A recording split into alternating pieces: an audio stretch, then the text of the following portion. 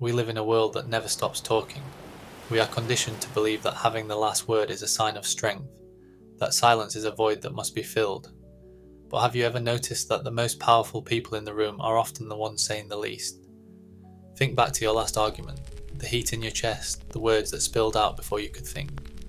You won the shouting match, perhaps. But how did you feel afterward? Empty, regretful, out of control. The Stoics knew something we have forgotten. They knew that your tongue is either your most loyal servant or your most brutal master. Today, we will explore why silence is not the absence of power. It is the ultimate expression of it. Epictetus, born a slave and died a world-renowned teacher, taught a simple truth.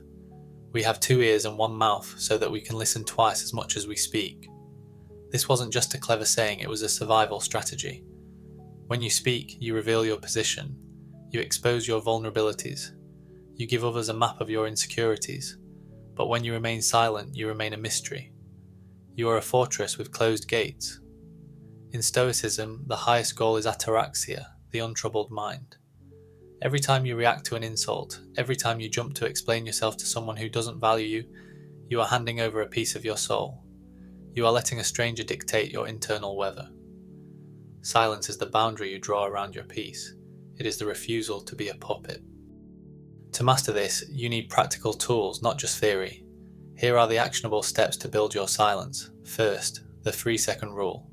When someone insults you or triggers your anger, do not speak immediately. Breathe in, look them dead in the eyes, and count to 3 in your head. Do not break eye contact. In those 3 seconds, their aggression meets a brick wall. Often, your calculated silence makes them panic, and they will try to backtrack. Second, starve the ego. Tomorrow, when someone says something factually wrong that doesn't actually matter, physically bite the inside of your cheek. Stop yourself from correcting them.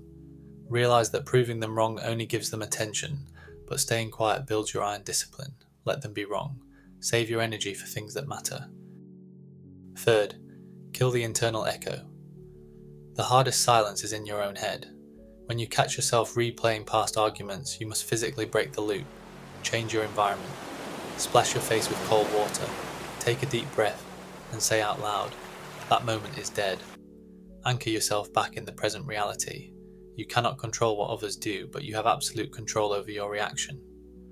The next time you are provoked, ask yourself one simple question. Does this person deserve my energy? If the answer is no, give them nothing. Walk away. Watch how people's behavior changes when they realize they cannot control your emotions. You are the sovereign of your own mind. Build it out of marble. If these words brought you value, subscribe to Aeterna so this message can reach others who need it in the modern chaos.